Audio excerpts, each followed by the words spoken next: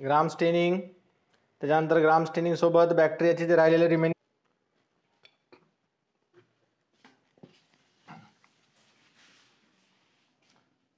तर ग्राम स्टेन काय होतं बा, ग्राम स्टेन एका पर्टिक्युलर सायंटिस्टने, क्रिस्टेन ग्रॅम नावाचा एक सायंटिस्ट होता, बरोबर आहे. क्रिस्टेन ग्रॅम जसं पहा आपण काय करतो, उन्हाळा सुरू होण्याच्या अगोदर एक सण असते आपल्याकडे होळी, बरोबर आहे, रंगपंचमी. या होळीला रंगपंचमीला आपण रंग खेळण्यासाठी रंग तयार करतो. आमच्या वेळेस आम्ही पळसाच्या फुलांचा कलर तयार करायचो, रंग तयार करायचो आणि तो रंग देण्यासाठी वापरायचो, बरोबर आहे. तसं मायक्रो ऑर्गॅनिझमला जर कलर द्यायचा असेल, क्रिस्टियन ग्राम नावाचा एक सायंटिस्ट होता, रिकामा बसलेला होता, काही काम नव्हतं त्याला, बरोबर आहे. मग काम नव्हतं, काय केलं त्यानं, ते म्हणलं आता आपण होळी खेळूता, बरोबर आहे. होळी जवळ आली ते म्हणलं आपण होळी खेळूता. कोणासोबत होळी खेळायची होती त्याला, मायक्रोबायोलॉजिस्ट होता. मायक्रोबायोलॉजिस्ट होता, त्यामुळे मायक्रो ऑर्गॅनिझम सोबत म्हणलं आपण कलर खेळू, आता त्यांना कलर देऊ आपण. तर या मायक्रो ऑर्गॅनिझमला कलर इम्पार्ट करण्यासाठी त्या क्रिस्टेन ग्राम नावाच्या सायंटिस्टनं एक स्टेन डिस्कवर केलं, ज्या स्टेनला आपण ग्राम स्टेन म्हणतो. ग्राम स्टेन हे जे ग्राम स्टेन आहे, या ग्राम स्टेनच्या बेसिसवर आपण बॅक्टेरियामध्ये बेसिकली यू बॅक्टेरिया जे आपण सांगितले, या बॅक्टेरियामध्ये दोन टाईपचे बॅक्टेरिया आपल्याला पाहायला मिळतात. There are two types of bacteria on the basis of their staining property. त्यांची जी स्टेन होण्याची प्रॉपर्टी आहे, त्या प्रॉपर्टीच्या बेसिसवर दोन टाईपचे बॅक्टेरिया. एक बॅक्टेरिया आपण ज्यांना म्हणतो तर ग्राम positive bacteria, Gram positive bacteria, आणि दुसऱ्या टाईपचे बॅक्टेरिया ज्यांना आपण म्हणतो तर ग्राम निगेटिव्ह बॅक्टेरिया. ग्राम पॉझिटिव्ह आणि ग्राम निगेटिव्ह कशाच्या बेसिसवर रे, या ग्राम स्टेनिंगच्या बेसिसवर. काय केलं आपण, एका पर्टिक्युलर पेट्री प्लेटमध्ये किंवा एका पेट्री डिशमध्ये एक पेट्री प्लेट घेतली आणि या पेट्री प्लेटमध्ये आपण काही बॅक्टेरिया प्लेस केलेले आहेत आणि या पेट्री प्लेटमध्ये आपण स्टेन टाकलं वरून. स्टेन ऍड केल्यानंतर या बॅक्टेरियानं जर हे स्टेन काय केलं, बॅक्टेरियानं स्टेन इम्पार्ट जर केलं, त्या स्टेननं बॅक्टेरिया स्टेन जर झाले आणि स्टेन झाल्यानंतर तुम्ही अल्कोहोलनं जरी वॉश केलं, if we wash this bacteria with a alcohol, the bacteria do not leave the stain, बरोबर आहे. एकदा कलर त्याला लागला, जसं आपण वार्निश तोंडाला जर लावलं, वार्निश सगळ्यांना माहिती आहे, जर आपण तोंडाला लावलं तर सहजासहजी निघत नाही, त्याला कशालाही धुवा, मग पाण्यानं धुवा, राखेनं धुवा, कानं धुवा, निघत नाही सहजासहजी. तसं तुम्ही या ग्राम स्टेनिंगने एकदा बॅक्टेरियाला स्टेन केला आणि तो पर्टिक्युलर स्टेन जर त्या बॅक्टेरियानं परमनंटली ऍब्झॉर्ब केला, अल्कोहोलनं वॉश केलं तरी निघणं झालाय, त्यावेळेस त्या पर्टिक्युलर बॅक्टेरियाला आपण म्हणतो Gram positive bacteria. Gram positive bacteria are those bacteria which retain the stain on washing with alcohol. जरी अल्कोहोलनं वॉश केलं तरी हे बॅक्टेरिया स्टेन काय करायलेत, रिटेन करायलेत, त्यावेळेस आपण त्या बॅक्टेरियाला म्हणतो Gram positive bacteria. And if the bacteria do not retain the stain, जर त्या पर्टिक्युलर बॅक्टेरियानं हे स्टेन रिटेन केलं नाही अल्कोहोलनं वॉशिंग केल्यानंतरही, बरोबर आहे, अल्कोहोलनं वॉश केल्यानंतर लगेच काय आलं, रिमूव्ह आले, त्यावेळेस त्या बॅक्टेरियाला आपण म्हणणार ग्राम निगेटिव्ह बॅक्टेरिया. पॉझिटिव्ह निगेटिव्ह, जर अल्कोहोलनं वॉश करूनही कलर नाही गेला तर त्याला ग्राम पॉझिटिव्ह बॅक्टेरिया म्हणायचा, आणि अल्कोहोलनं वॉश केल्यानंतर लगेच कलर निघून गेला तर त्यावेळेस आपण त्या बॅक्टेरियाला ग्राम निगेटिव्ह बॅक्टेरिया कन्सिडर करणार आहेत. तर असे बेसिकली दोन टाईपचे बॅक्टेरिया आपल्या सराउंडिंग एन्व्हायरमेंटमध्ये रिटेन सस्टेन करत असतात, सर्व्हाइव्ह करतात, आणि त्या बॅक्टेरियाला क्लासिफाय करण्यासाठी आपण ही ग्राम स्टेनिंगची प्रॉपर्टी कॉमनली यूज करतो. तो पर्टिक्युलर बॅक्टेरिया जो आहे तो बॅक्टेरिया ग्राम स्टेन रिटेन करणार किंवा नाही, बरोबर आहे. ग्राम स्टेनिंग त्यांना ते पर्टिक्युलर स्टेन रिटेन करेल का नाही हे डिपेंड असते त्या बॅक्टेरियामध्ये प्रेझेंट, बॅक्टेरियाच्या सेल वॉलमध्ये प्रेझेंट असलेल्या काही पर्टिक्युलर कार्बोहायड्रेटच्या युनिटवर, पॉलिसॅकराइडच्या युनिटच्या बेसिसवर हे बॅक्टेरिया स्टेन रिटेन करत असतात. तर जर सेल वॉलमध्ये जर पेप्टिडो ग्लायकॅन हा जो आपण कंपोनंट सांगितला, त्या कंपोनंट मध्ये तो कंपोनंट अब्सेंट असेल सेल वॉलमध्ये तर बॅक्टेरियाला स्टेन रिटेन करता येत नाही, आणि जर पेप्टिडो ग्लायकॅन त्याच्यासोबत काही कार्बोहायड्रेटचे रेसिड्यू जर प्रेझेंट असतात तर बॅक्टेरिया काय करतात, इझिली त्या स्टेनला वॉश आउट करतात, सहज धुतल्या जातात. समजलं, ते झालं ग्राम स्टेनिंग. पण ग्राम स्टेनिंगच्या नंतर पुढचा पॉइंट आपल्याला या चॅप्टर मध्ये स्टडी करायचा आहे, जो आजचा आपला ह्या बॅक्टेरियाचा शेवटचा पॉइंट असेल, बॅक्टेरियाचा शेवटचा लेक्चर असेल. हा पॉइंट आपल्याला घ्यायचा नव्हता पण बऱ्याच वेळेस या पर्टिक्युलर पॉईंट्सवर क्वेश्चन विचारलाय, थोडासा अप्लाइड टाईपचा पॉईंट आहे, त्याच्यामुळं त्याला आपण आज कव्हर करू आणि उद्या आपल्या नेक्स्ट चॅप्टर, नेक्स्ट किंगडमला, चॅप्टर म्हणण्यापेक्षा किंगडम आपण म्हणू, नेक्स्ट किंगडमला आपण उद्याच्या लेक्चरमध्ये सुरुवात करू. तर पहा काय करायचं आज आपल्याला, बॅक्टेरियामध्ये किंवा किंगडम मोनेरामध्ये इन्क्लूड केलेल्या काही पर्टिक्युलर बॅक्टेरियाबद्दल आपण लास्ट लेक्चरमध्ये डिस्कस केलं. जसं आपण इनिशियली सर्वात अगोदर आर्कीबॅक्टेरियाबद्दल डिस्कस केलं, आर्कीबॅक्टेरिया. त्याच्यानंतर आर्कीबॅक्टेरियाच्या नंतर आपण स्टडी केले यू बॅक्टेरिया, आर्कीबॅक्टेरिया आणि यू बॅक्टेरिया. यू बॅक्टेरिया त्यांना आपण ट्रू बॅक्टेरिया कन्सिडर करतो. तर या दोन पर्टिक्युलर टाईपच्या बॅक्टेरियाबद्दल आपण खूप डिटेलमध्ये स्टडी केलेलं आहे. आता आपल्याला काय करायचं आहे, आजच्या लेक्चरमध्ये आपल्याला या दोन पर्टिक्युलर डिव्हिजन्स सोडून, बरोबर आहे, जसं आपण सांगितलं किंगडम मोनेरा आहे, या किंगडम मोनेरामध्ये आर्कीबॅक्टेरिया, यू बॅक्टेरिया, त्याच्यानंतर यू बॅक्टेरियामध्ये जे इन्क्लूड करतो पण आपण सेपरेट स्टडी करणार आहे, ज्यांना आपण सायनो बॅक्टेरिया म्हणतो. त्याच्यानंतर सायनो बॅक्टेरिया नंतर पुढचा एक ग्रुप आपल्याला आणखी स्टडी करायचा आहे, ज्याला आपण मायकोप्लाझ्मा म्हणतो, या मायकोप्लाझ्मा बद्दल. आणि मायकोप्लाझ्मा नंतर एक आणखी पर्टिक्युलर बॅक्टेरिया जो त्याचं स्ट्रक्चर आपल्याला फंजाय सोबत रिझेंबल असलेलं पाहायला मिळते, त्या बॅक्टेरियाला आपण म्हणतो ऍक्टिनोमायसिटीस. तर या सायनोबॅक्टेरिया, मायकोप्लाझ्मा आणि ऍक्टिनोमायसिटीस बद्दल आज आपल्याला डिस्कस करायचंय, आजच्या लेक्चरमध्ये आपल्याला स्टडी करायचंय. पण आपण सायनोबॅक्टेरिया जर पाहिलं तर cyanobacteria are commonly termed as a blue green algae. Algae म्हणायचे बॅक्टेरिया आहे आणि काय नाव दिलं होतं आपण त्याला, अल्गी म्हणायलो, बरोबर आहे. कन्फ्युजन क्रिएट करणारा बॅक्टेरिया थोडासा, पण आपण कन्फ्युज व्हायचं नाही. Cyanobacteria, cyanobacteria which are commonly termed as, they are commonly termed as blue green algae. Blue green algae त्याला म्हणतात. पण कशामुळे ब्ल्यू ग्रीन अल्गी म्हणतात, पण काय होतं या सायनोबॅक्टेरियाचा आपण कलर जर पाहिला तर बेसिकली ब्ल्यू ग्रीन टाईपचा त्यांचा कलर आहे. ब्ल्यू आणि ग्रीन दोन्ही पर्टिक्युलर शेड्स आपल्याला या बॅक्टेरियाच्या कलरमध्ये पाहायला मिळतात. आणि ब्ल्यू आणि ग्रीन कलर असल्यामुळं हे जे पर्टिक्युलर बॅक्टेरिया आहेत, these bacteria are photosynthetic, they are the photosynthetic bacteria, means they show or they exhibit the autotropic, autotropic मध्ये specifically they exhibit a photoautotropic mode of nutrition, photoautotropic mode of nutrition. तर फोटोऑटोट्रॉपिक मोड of nutrition आहे. त्याच्यानंतर हे जे bacteria आहेत, this bacteria are sedentary, sedentary in nature, do not have a flagella, do not have a flagella for movement. मग मला सांगा आता या पर्टिक्युलर बॅक्टेरियाचे जे काही फीचर्स आपण स्टडी केले किंवा जे काही फीचर्स मी सांगितले, या पर्टिक्युलर फीचरच्या बेसिसवर आपण या बॅक्टेरियाला कोणत्या किंगडम मध्ये प्लेस करू शकतो. On the basis of the feature this cyanobacteria can be placed in the kingdom Plantae.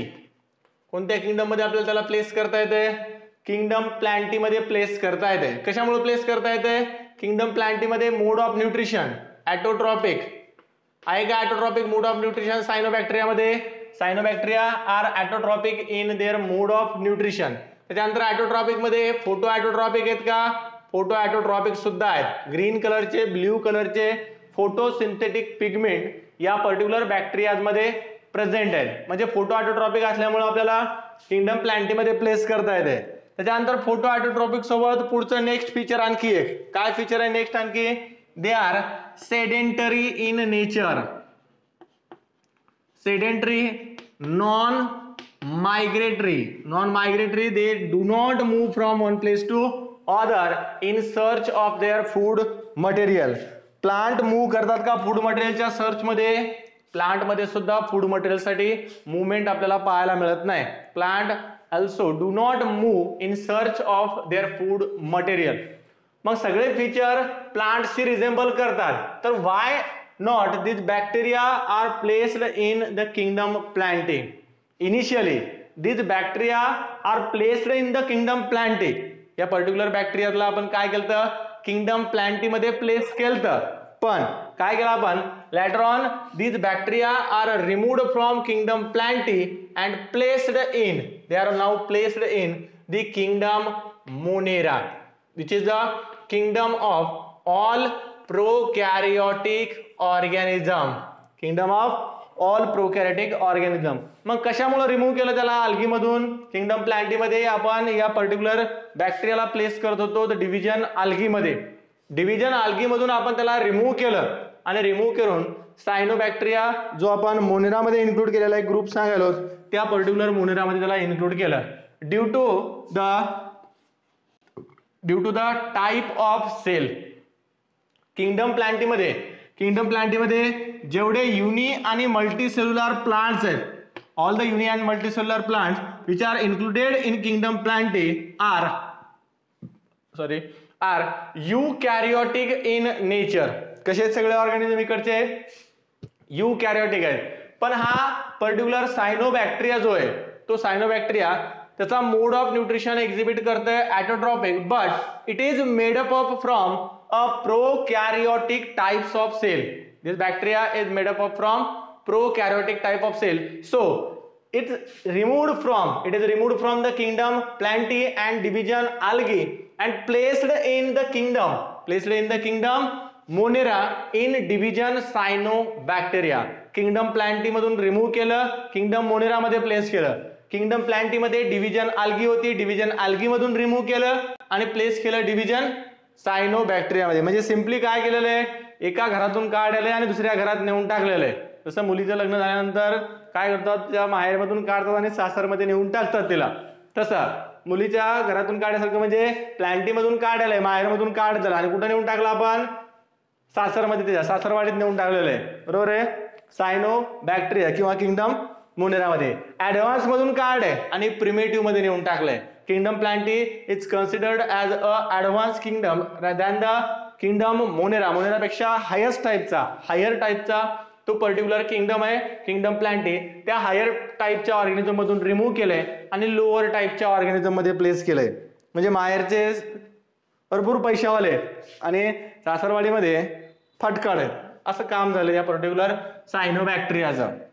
तर cyanobacteria initially included in the kingdom plantae due to certain features like ॲटोट्रॉपिक मध्ये फोटोॲटोट्रॉपिक मोड ऑफ न्यूट्रिशन, सेडेंटरी टाईपचे organisms आहेत, non motile टाईपचे आहेत. त्याच्यामुळे initially place केलं आपण त्यांना या प्लांटीमध्ये आणि आता प्लेस केलेलं आहे कुठं, किंगडम मोनेरामध्ये. पण सायनोबॅक्टेरियाच्या बाबतीत एक आणखी फीचर इम्पॉर्टंट आहे, लक्षात ठेवायचं आहे. This cyanobacteria are the filamentous bacteria, multicellular but filamentous.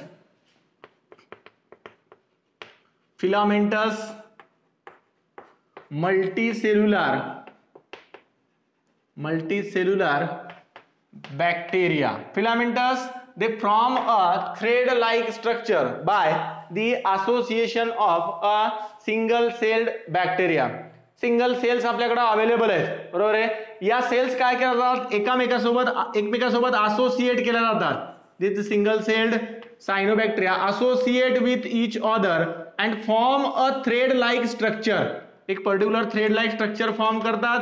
या थ्रेड लाईक स्ट्रक्चरला आपण म्हणतो filament of cyanobacteria. Filamentous structure आहे, मल्टीसेल्युलर आहे, फिलामेंटस आहे, but there is no association और there is no coordination between the adjacent cell. Number आपण सेलला दिला 1 2 3 4 5 असे जर नंबर दिले तर या पहिल्या सेलचं दुसऱ्या सेल सोबत काही कोऑर्डिनेशन नाही. देर इज नो घेणं देणं बिटवीन दिस टू सेल. काही घेणं देणं का त्या सेलमध्ये, काही नाही, बरोबर आहे. सेल्स एकमेकांसोबत कोऑर्डिनेट करत नाहीत, सिग्नलिंग करत नाहीत, बरोबर आहे. मॅसेज कन्वे करत नाहीत, मॅसेज ट्रान्सफर करत नाहीत, एकमेकाचा काही संबंध नाही. फक्त एका थ्रेड मध्ये त्यांना काय केलेलं आहे, अरेंज केलेलं आहे, बरोबर आहे. एका माळीचे मणी जसे आपण म्हणतो, मणी कशा असतात, सेपरेट असतात. फक्त आपण सिंपली काय केलं, त्यांना एका त्या दोऱ्यामध्ये किंवा एका थ्रेड मध्ये आपण त्यांची विविंग केलेली आहे, ओवलेले आपण त्यांना एकमेकांसोबत. Simply they are viewed with each other. In the same way, the bacterial cells are associated with each other, but they do not have any coordination with each other. त्यांचं एकमेकांसोबत काहीही कोऑर्डिनेशन नाही. बरोबर आहे. कोऑर्डिनेशन नाही म्हणजे जसं आपण पाहतो मल्टीसेल्युलर ऑर्गॅनिझम मध्ये जिथं टिश्यू लेवलचं, ऑर्गन लेवलचं, ऑर्गन सिस्टीम लेवलचं ऑर्गनायझेशन आपल्याला पाहायला मिळतंय. अशा पर्टिक्युलर ऑर्गॅनिझम्स मध्ये सेल एकमेकांसोबत कोऑर्डिनेशन करत असतात. बरोबर आहे. काय करा तुम्ही काहीतरी वेगळे फंक्शन परफॉर्म करा, मी वेगळे फंक्शन परफॉर्म करतो. You become a part of a heart, some cells become part of the nervous system, some cells become the part of digestive system. वेगवेगळ्या ऑर्गन सिस्टीमचा पार्ट बनतात. हे त्यांच्यामध्ये डिफरन्सिएशन होत आहे. But here is no differentiation between the cells. Function decide केला जात नाही, काही कोऑर्डिनेशन नाही. Each cell live as a independent cell. प्रत्येक सेल त्या फिलामेंटस स्ट्रक्चर मधली इंडिपेंडंट सेल म्हणून काय करते, सर्व्हाइव्ह करते. इंडिपेंडेंटली लिव्हिंग टाइपच्या सेल्स आहेत which are live with each other, only associate for to form a filamentous structure. The formation of filament is possible in case of cyanobacteria due to the presence of a sticky covering, that is a glycocalyx. Glycocalyx नावाचा एक particular sticky substance किंवा sticky nature असणारे particular substances cover करतात bacterial सेलला किंवा या सायनोबॅक्टेरियाच्या सेलला, which is having a slimy nature. Slimy nature, slimy म्हणजे चिकट चिकट आहे. बरोबर आहे. जसं आपण काय करतो गुलाबजामुन सगळ्यांना माहित असतात. पाकामध्ये टाकलेले गुलाबजामुन आपण पाकामधून काढले आणि दोन एकमेकाला जर असं धरून पाहिलं आपण तर एकमेकाला चिटकत आलते. किंवा फेविकॉल मध्ये आपण काय केलंय, दोन आपल्या मार्बल्स गोट्या टाकल्या फेविकॉल मध्ये आणि त्या दोन मार्बल्स आपण फेविकॉल मधून बाहेर काढल्या आणि एकमेकाला चिटकवून पाहिलं. काय होईल रे, त्या दोन्ही गोट्या एकमेकाला चिटकतात. बरोबर, मार्बल चिटकतात एकमेकाला. कशामुळं, कारण त्या पर्टिक्युलर फेविकॉलचं नेचर आपल्याला माहिती आहे ऍडिसिव्ह टाइपचं नेचर आहे. It can adhere the substances or the marble. तसंच या सेलवर स्टिकी नेचर असणारा एक ग्लायकोकॅलिक्सची कव्हरिंग आपल्याला कॉमनली या सायनोबॅक्टेरियाच्या सेलवर पाहायला मिळते. Due to this glycocalyx the cell can easily adhere with each other. त्या सेल्स एकमेकांसोबत इझिली काय होऊ शकतात, adhere होऊ शकतात, एकमेकांसोबत इझिली स्टिक होऊ शकतात, चिटकू शकतात एकमेकाला. कारण ग्लायकोकॅलिक्सचं नेचर कसं आहे या सायनोबॅक्टेरियाच्या, स्लाइमी नेचर आहे. With this slimy nature, this cyanobacteria perform a unique function in the given habitat. एका पर्टिक्युलर हॅबिटॅट मध्ये हे सायनोबॅक्टेरिया एक खूप इम्पॉर्टंट फंक्शन परफॉर्म करतात पहा. That is this cyanobacteria can fix the atmospheric nitrogen. Atmospheric nitrogen fixation. Atmosphere मध्ये present असलेला जो टोटल अमाऊंट मधला नायट्रोजन आहे, नायट्रोजनचा कंटेंट आपल्याला माहिती आहे ट्रेमेंडस अमाऊंट मध्ये नायट्रोजन सराउंडिंग एन्व्हायरमेंट मध्ये प्रेझेंट आहे. But it is present in unusable form. Unusable form, plant can't use this nitrogen for their metabolic reaction. बरोबर आहे. 77% नायट्रोजन आपल्या 77 का 73% काहीतरी असं प्रपोर्शन आहे बा, फिक्स मला माहित नाही किती नायट्रोजन आहे आपल्या सराउंडिंग एन्व्हायरमेंट मध्ये. आय थिंक 77% नायट्रोजन आपल्या सराउंडिंग एन्व्हायरमेंट मध्ये प्रेझेंट आहे. एवढा ट्रेमेंडस अमाऊंट मधला नायट्रोजन जो आपल्या सराउंडिंग एन्व्हायरमेंट मध्ये प्रेझेंट आहे, तो नायट्रोजन प्लांट त्यांच्या मेटाबॉलिक रिएक्शनसाठी, त्यांच्या मेटाबॉलिझमसाठी यूज करू शकत नाही. कारण काय त्याला, because plant do not have a specific organ or specific structure which can fix the atmospheric nitrogen. For nitrogen fixation they do not have any modified structure. बरोबर आहे. जसं प्लांटला कार्बन डायऑक्साइड पाहिजे तर कार्बन डायऑक्साइड इनहेल करण्यासाठी प्लांटकडे stomata आहेत.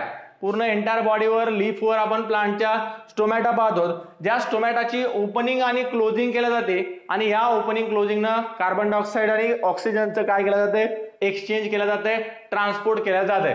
बरोबर आहे. तसं नायट्रोजनचं एक्सचेंज करण्यासाठी किंवा नायट्रोजन इनहेल करण्यासाठी प्लांटकडे कोणतंही स्पेसिफिक स्ट्रक्चर नाही. पण नायट्रोजन जर आपण न्यूट्रिएंट पाहिला तर नायट्रोजन बायोमॉलिक्यूल जे आपण सांगतो, बायोमॉलिक्यूल मायक्रो न्यूट्रिएंट आणि मॅक्रो न्यूट्रिएंट. बरोबर आहे. प्लांटसाठी इसेन्शियल असणारे जे टोटल 16 इसेन्शियल न्यूट्रिएंट्स आहेत, या 16 इसेन्शियल न्यूट्रिएंट पैकी कार्बन, हायड्रोजन आणि ऑक्सिजन हे 3 जर एलिमेंट आपण सोडले तर या 3 एलिमेंट नंतर सर्वात जास्त अमाउंट मध्ये लागणारा, सर्वात जास्त क्वांटिटी मध्ये लागणारा न्यूट्रिएंट आहे नायट्रोजन, बरोबर आहे. आणि नायट्रोजन खूप प्लेंटी अमाउंट मध्ये आपल्या सराउंडिंग एन्व्हायरमेंट मध्ये अवेलेबल आहे, पण तो नायट्रोजन प्लांट फिक्स करू शकत नाहीत. मग आता प्लांटला जर नायट्रोजनचं फिक्सेशन करायचं असेल तर काय करावं लागतंय? Plant have to be form the symbiotic association. There has to be form a symbiotic association with a nitrogen fixing bacteria. आणि नायट्रोजन फिक्सेशन करणाऱ्या बॅक्टेरियामध्ये एकच पर्टिक्युलर टाइपचे बॅक्टेरिया आपल्याला आपल्या सराउंडिंग एन्व्हायरमेंट मध्ये पाहायला मिळतात, ज्यांना आपण सायनोबॅक्टेरिया म्हणतो. This cyanobacteria can easily fix the atmospheric nitrogen and made it available to the plant with which they form a symbiotic association. काय होतंय? प्लांट्स आहेत, या पर्टिक्युलर प्लांटच्या रूटवर रूट कॅव्हिटी मध्ये एक व्हॅक्यूल किंवा एक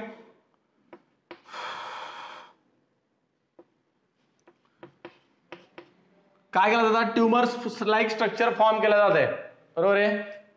ज्याला आपण ट्यूब लाईक स्ट्रक्चर किंवा रायझोबियम नावाचा एक नायट्रोजन फिक्सेशन करणारा बॅक्टेरिया आहे, जो त्या रूटवर रूट नोड्यूलचं फॉर्मेशन करते. Formation of root nodule, tube like structure. जसं कॅन्सरमध्ये काय होतात? ट्यूमर्स तयार होतात, तसं ट्यूमर लाईक स्ट्रक्चर या सायनोबॅक्टेरिया काय करतात? प्लांटचा यूज करून फॉर्म करतात. आणि त्या पर्टिक्युलर ट्यूमर लाईक स्ट्रक्चर मध्ये किंवा त्या पर्टिक्युलर नोड्यूल मध्ये हे बॅक्टेरिया रिसाइड करतात. आता त्या ट्यूमर मध्ये रिसाइड करून काय करतात? त्यांच्या सराउंडिंग एन्व्हायरमेंट मध्ये जो नायट्रोजन अवेलेबल असेल त्या नायट्रोजनला कन्वर्ट करतात इनटू इनऑर्गॅनिक फॉर्म. आपल्या सराउंडिंग एन्व्हायरमेंट मध्ये ऑर्गॅनिक फॉर्म मधला जो नायट्रोजन आहे, this organic nitrogen will be converted into a simple and inorganic form which can be easily absorb and utilized by the plant for their metabolic reaction. त्यांच्या metabolic reaction मध्ये plant काय करू शकतात? Easily utilise करू शकतात. अशा form मध्ये या नायट्रोजनला काय करतात? कन्वर्ट करतात. लक्षात घ्या, सराउंडिंग एन्व्हायरमेंट मध्ये ऑर्गॅनिक फॉर्म मध्ये नायट्रोजन आहे, प्लांटला पाहिजे इनऑर्गॅनिक फॉर्म मध्ये. मग या ऑर्गॅनिकचं इनऑर्गॅनिक मध्ये कन्व्हर्जन करण्याची कॅपॅसिटी या सायनोबॅक्टेरियाकडे किंवा नायट्रोजन फिक्सेशन करणाऱ्या बॅक्टेरियाकडे अवेलेबल आहे. हे बॅक्टेरिया या पर्टिक्युलर ऑर्गॅनिक फॉर्म मधल्या नायट्रोजनला इनऑर्गॅनिक फॉर्म मध्ये इझिली कन्वर्ट करतात आणि इनऑर्गॅनिक फॉर्म मधला नायट्रोजन प्लांट इझिली त्यांच्या मेटाबॉलिक रिएक्शन साठी यूज करू शकतात. मग नायट्रोजन फिक्सेशन करण्यासाठी this bacteria have to be form a association with the host plant. ज्या प्लांटला नायट्रोजनची गरज आहे त्या बॅक्टेरिया सोबत त्यांना काय करावं लागतंय? असोसिएशन करावं लागतंय. आणि असोसिएशन या दोन पर्टिक्युलर ऑर्गॅनिझम मध्ये, प्लांट मध्ये आणि बॅक्टेरियामध्ये, प्लांट आणि बॅक्टेरिया या दोन पर्टिक्युलर ऑर्गॅनिझम मधलं आपण असोसिएशन पाहिलं तर सिम्बायोटिक टाइपचं असोसिएशन आहे, which is beneficial for the both associating organism. दोन ऑर्गॅनिझम एकमेकाच्या सोबत राहिलेत, बॅक्टेरिया आणि प्लांट दोन्ही एकमेकाच्या सोबत राहिलेत, दोघांनाही त्या असोसिएशनचा बेनिफिट आहे. काय बेनिफिट आहे बा? प्लांटला काय होतं? Plant get the nitrogen, plant obtain the nitrogen from the bacteria. आणि बॅक्टेरियाला काय फायदा होतो त्याचा? Bacteria derive the food material from the plant. म्हणजे काय झालं? सिंपली तुम मुझे खून दो मैं तुम्हें आजादी दूंगा असं काम झालं. बॅक्टेरियानं नायट्रोजन प्रोव्हाइड केला आणि प्लांटनं त्या बॅक्टेरियाला फूड मटेरियल प्रोव्हाइड केलेलं आहे. दोन्हीला बेनिफिट आहे, दोन्ही ऑर्गॅनिझमला. Both this organism get the benefit of a association. So this association is termed as a symbiotic type of association where the both associating organism get a benefit. दोन्हीला benefit वाला आहे. Harmful कोणालाच नाही, प्लांटला त्याचा काही डिसएडव्हान्टेज नाही किंवा बॅक्टेरियाला सुद्धा त्याचा काही डिसएडव्हान्टेज नाही, दोघांनाही फायदा वाला आहे, बरोबर आहे. आता या सायनोबॅक्टेरियामध्ये एक सिंपल एक्झाम्पल सर्वात कॉमन असलं लक्षात ठेवायचं, नायट्रोजन फिक्सेशन करणारा जो बॅक्टेरिया रायझोबियम. आता हा जो नायट्रोजन फिक्सेशन करणारा रायझोबियम नावाचा बॅक्टेरिया आहे तो वेगवेगळ्या प्लांट सोबत वेगवेगळ्या स्पीशीज आपल्याला पाहायला मिळतात, पण कॉमनली रायझोबियम जीनसशी बिलॉंग करणारे जे सायनोबॅक्टेरिया असतात, this cyanobacteria help in the fixation of atmospheric nitrogen which is essential for, which is needed for the plants for its growth and development. प्लांटच्या ग्रोथ मध्ये सर्वात जास्त अमाउंट मध्ये, सर्वात जास्त प्रपोर्शन मध्ये लागणारा कोणता न्यूट्रिएंट असेल तर तो आहे नायट्रोजन. जो नायट्रोजन आपण प्लांटला फर्टिलायझरच्या फॉर्म मध्ये सुद्धा प्रोव्हाइड करतो. नायट्रोजनस फर्टिलायझर मध्ये सर्वात कॉमन नायट्रोजनस फर्टिलायझर जो आपण खूप एक्सटेन्सिव्हली यूज करतो दॅट इज दी युरिया. युरियाची जी बॅग असते त्या युरियाच्या बॅगवर तुम्ही जर पाहिला असेल तर त्याच्यावर लिहिलेलं असते 46% नायट्रोजन. मग तो अमोनियम फॉस्फेटच्या फॉर्म मध्ये किंवा वेगवेगळ्या फॉर्म मध्ये अवेलेबल असू शकते, पण नायट्रोजन त्याच्यामध्ये किती असते? 46% असते. जर प्लांटनं स्वतःच नायट्रोजन जर फिक्स केला तर आपल्याला त्या प्लांटला युरिया देण्याची गरज पडत नाही. जसं आपल्या इकडं कॉमनली नायट्रोजन फिक्सेशन करणाऱ्या प्लांट्स मध्ये सध्या एका प्लांटची आपण हार्वेस्टिंग करत होता, काढणी चालू आहे. सोयाबीनच्या रूट्सवर तुम्ही जर पाहिलं तर रूटवर गाठी असतात, नोडुल्स असतात, बरोबर आहे.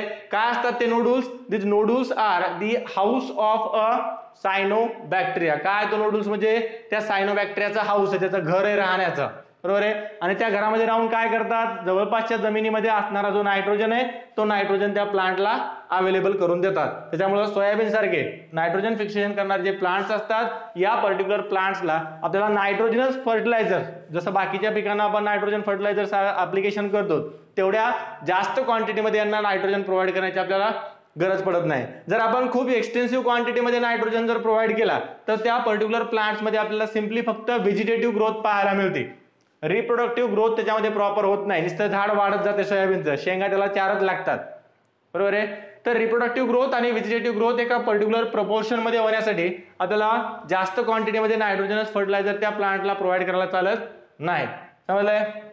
तरी जे नायट्रोजनस फर्टिलायझर किंवा नायट्रोजनचं फिक्सेशन करणारा हा जो बॅक्टेरिया आहे ज्याला आपण सायनोबॅक्टेरिया म्हणलो, त्या सायनोबॅक्टेरिया बद्दल एवढे पॉईंट लक्षात ठेवायचे. Cyanobacteria are the bacteria which are initially included in the kingdom algae. Later on they are removed from the kingdom algae and placed in the kingdom Monera in the division Cyanobacteria. समजले? आणि cyanobacteria काय करतात? Atmosphere मधला nitrogen fix करतात आणि त्या particular host प्लांटला provide करतात. Host प्लांटला provide करते वेळेस या दोन्ही पर्टिक्युलर प्लांट मध्ये ऑर्गॅनिझम्स मध्ये आपल्याला सिम्बायोटिक टाइपचं असोसिएशन पाहायला मिळतंय. सिम्बायोटिक असोसिएशन मध्ये दोन्ही ऑर्गॅनिझमला त्या पर्टिक्युलर असोसिएशनचं बेनिफिट आपल्याला पाहायला मिळत आहे. Bacteria get the food material, it derive the food material from the host plant while the plant provide bacteria nitrogen provide करते while plant provide a food material to the parasitic bacteria. समजलंय? ते 2-4 point या particular cyanobacteria बद्दल fast एका मिनिटात लिहून घ्यायचे. 10 सेकंदात, 1 मिनिट सुद्धा नाही.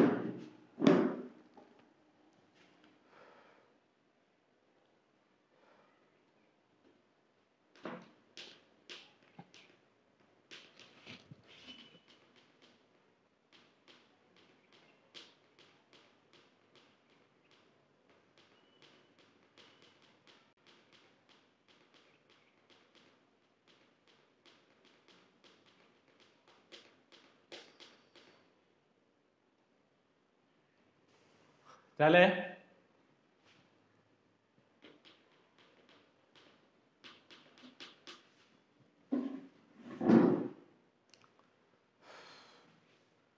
किशोर भाई पानी है क्या?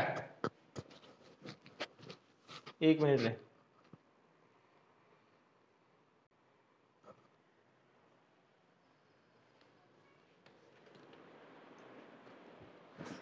राजू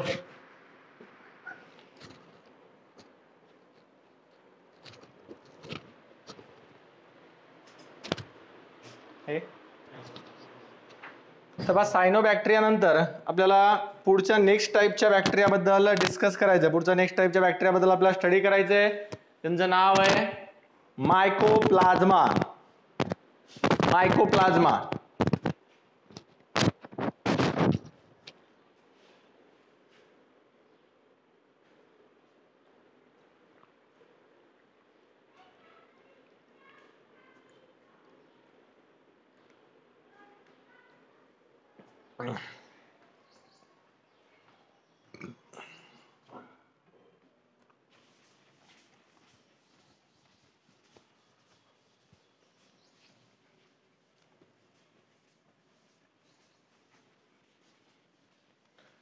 थोडेसे युनिक टाइपचे बॅक्टेरिया आहेत. मायकोप्लाझ्मा mycoplasma.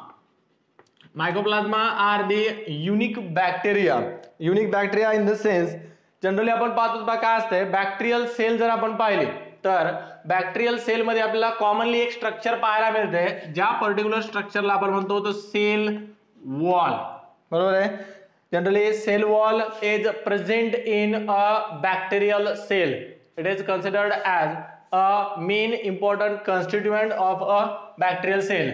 जे आपण सेल एन्व्हलप सांगतो पर्टिक्युलर बॅक्टेरियाज मध्ये, सेल एन्व्हलप मध्ये बेसिकली तीन युनिक मेम्ब्रेन मॉडेल किंवा 3 युनिक स्ट्रक्चर आपल्याला पाहायला मिळतात. आउटर साइडचा आपण सांगतो ग्लायकोकॅलिक्स.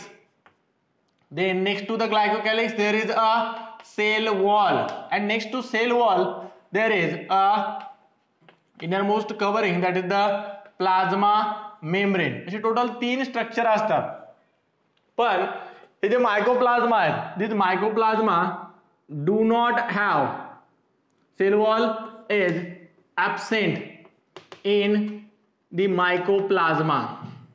मायकोप्लाझ्मा मध्ये सेल वॉल absent आहे, आणि सेल वॉल absent असण्यासोबत आणखीन एक पर्टिक्युलर पिक्युलियर फीचर या मायकोप्लाझ्माच्या बाबतीत, that is these are considered as a smallest organism on the earth. आपल्या अर्थवर सर्वात स्मॉल ऑर्गॅनिझम मायकोप्लाझ्मा मध्ये एक स्पेसिफिक युनिक टाइपचा बॅक्टेरिया ज्याला आपण PPLO प्लुरोनिमोनिया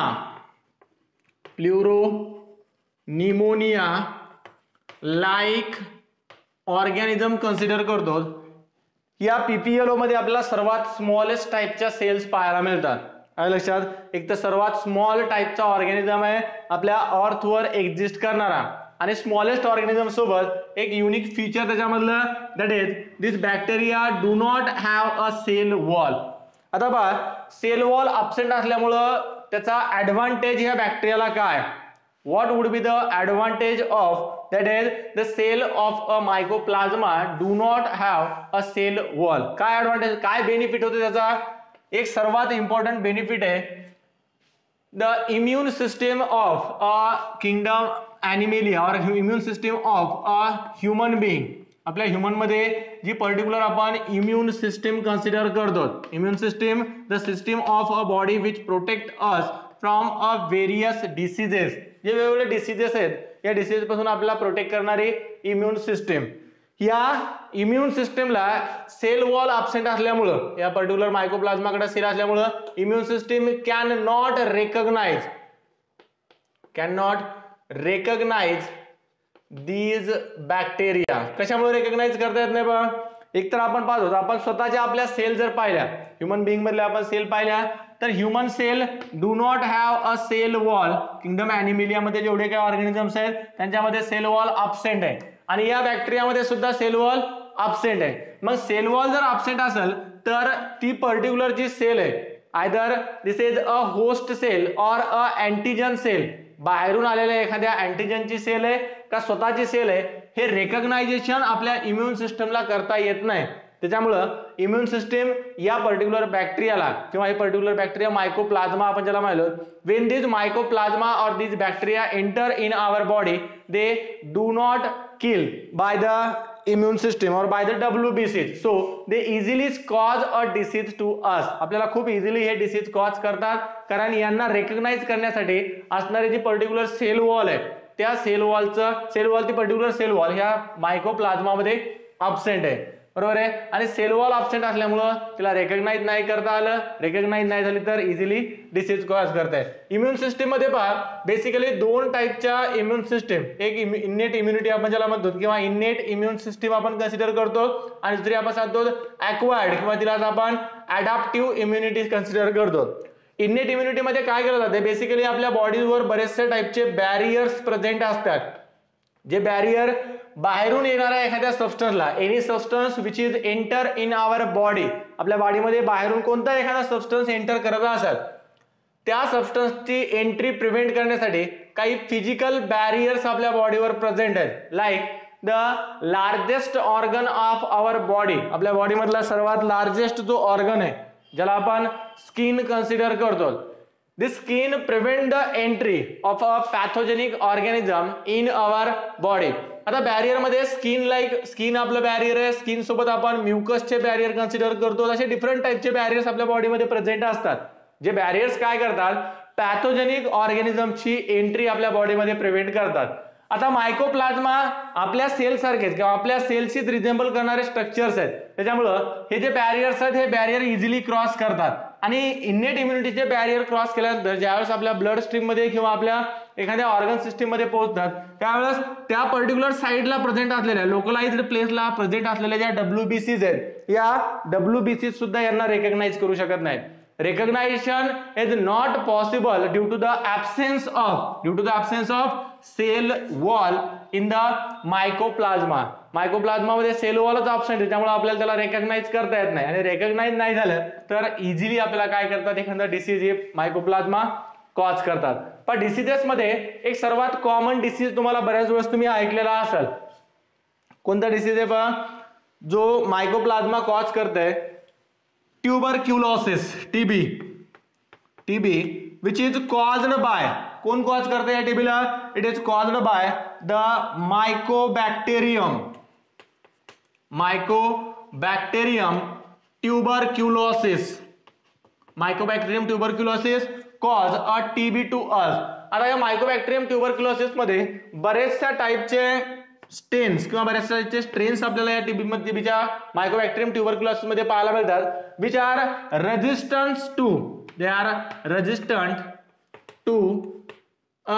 different antibiotics. Commonly antibiotic resistance जी प्रॉपर्टी आहे, this antibiotic resistance property are very well common in a mycoplasma. कशामुळे common आहे पहा, कारण अँटीबायोटिकला त्यांची जी टार्गेट साईट आहे किंवा त्यांची जी टार्गेट सेल आहे ती टार्गेट सेल रेकग्नाइज करण्यासाठी त्या पर्टिक्युलर सेलच्या सेल वॉलवर काही पर्टिक्युलर रिसेप्टर प्रेझेंट असायला पाहिजे. जे रिसेप्टर इझिली आयडेंटिफाय केले जातात आणि रिसेप्टरला आयडेंटिफाय करून काय केलं जाईल, त्या अँटीबायोटिकला त्याच्या टार्गेट साईटवर ऍक्शन परफॉर्म करता येईल. पण सेल वॉलवर हे रिसेप्टर तर राहू देत पण सेल वॉलच अब्सेंट आहे. तर सेल वॉल अब्सेंट असल्यानंतर रिसेप्टर सुद्धा अब्सेंट असतात. त्याच्यामुळे कॉमनली या मायकोप्लाझ्मा मध्ये आपल्याला अँटीबायोटिकच्या अगेन्स्ट रेजिस्टन्स डेव्हलप झालेला पाहायला मिळतंय. पण रेजिस्टन्स एका सिंगल अँटीबायोटिकला असू शकते, सिंगल अँटीबायोटिक किंवा एकापेक्षा जास्त अँटीबायोटिकच्या अगेन्स्ट सुद्धा या मायकोप्लाझ्मा मध्ये आपल्याला अँटीबायोटिक रेजिस्टन्स प्रॉपर्टी पाहायला मिळते. मल्टिपल रेजिस्टन्स बॅक्टेरिया आणि त्याच्यानंतर आता सर्वात ऍडव्हान्स टाइपचे बॅक्टेरिया किंवा सर्वात ऍडव्हान्स टाइपचे मायकोप्लाझ्मा आपल्याला पाहायला मिळतात, ज्यांच्यामध्ये टोटल रेजिस्टन्स पाहायला मिळते. Total resistance which are resistance to the entire antibiotic which are available till now. आतापर्यंत आपल्याकडे जेवढे अँटीबायोटिक अवेलेबल आहेत या एंटायर अँटीबायोटिकच्या अगेन्स्ट आपल्याला काही पर्टिक्युलर मायकोप्लाझ्मा मध्ये रेजिस्टन्स पाहायला मिळते. त्याच्यानंतर मायकोप्लाझ्मा नंतर सर्वात शेवटचा बॅक्टेरिया किंवा सर्वात शेवटचा मोनोराचा group that is the actinomycetes. these are the bacteria which resemble with a structure of fungi, saprotrophic mode of nutrition असणारे हे पर्टिक्युलर ऍक्टिनोमायसिटिस. ऍक्टिनोमायसिटिस बद्दल आपल्याला आणखी एका चॅप्टर मध्ये स्टडी करायचं पहा, इकॉलॉजी अँड इव्होल्युशन. तिथे इकॉलॉजी इव्होल्युशन मध्ये ऍक्टिनोमायसिटिस खूप डिटेल मध्ये दिलेले आहेत. इथं फक्त लक्षात ठेवा ऍक्टिनोमायसिटिसचं जे स्ट्रक्चर असते this structure is resemble with a certain fungi. समजलं? ते झाले पहा किंगडम मोनेरा. इथं किंगडम मोनेरा आपला फिनिश झाला पहा. आता किंगडम मोनेरा नंतर नेक्स्ट किंगडम आपल्याला उद्याच्या लेक्चर मध्ये स्टडी करायचा आहे, सुरुवात करायचा आहे किंगडम प्रोटिस्टा. पुढच्या गुरुवारपर्यंत, गुरुवार म्हणजे आज कोणवार आहे पहा, आज शुक्रवार आहे, तर शनिवार 1, रविवार नाही, शनिवार, सोमवार, मंगळवार, बुधवार 4 लेक्चर, 2 लेक्चर, प्रोटिस्टाला 2 आणि फंजायला 2. 4 लेक्चर मध्ये आपला मोनेरा, प्रोटिस्टा आणि फंजाय संपत आहे. त्याच्यानंतर एक छोटासा असेल्युलर ऑर्गॅनिझमचा पॉइंट दिलेला आहे जिथं आपल्याला प्रोटोझोआ, त्याच्यानंतर प्रोटोझोआ सोबत व्हायरसेस, व्हायरॉइड या टाइपच्या ऑर्गॅनिझम बद्दल डिस्कस करायचं. म्हणजे पुढच्या आठवड्यामध्ये आपला हा चॅप्टर फिनिश होते. बरोबर आहे. 2 टेस्ट आपल्या झाल्यात. चॅप्टर फिनिश झाल्यानंतर शनिवारी चॅप्टर फिनिश झाल्यानंतर त्यानंतर पुढच्या टेस्टचा आपण नियोजन लावू. बहुतेक सोमवारी टेस्ट होईल आपली पुढच्या, हे सोमवार जाऊन पुढच्या सोमवारी. चला, काही डाऊट असेल तर विचारा, डाऊट असेल तर लेफ्ट करा.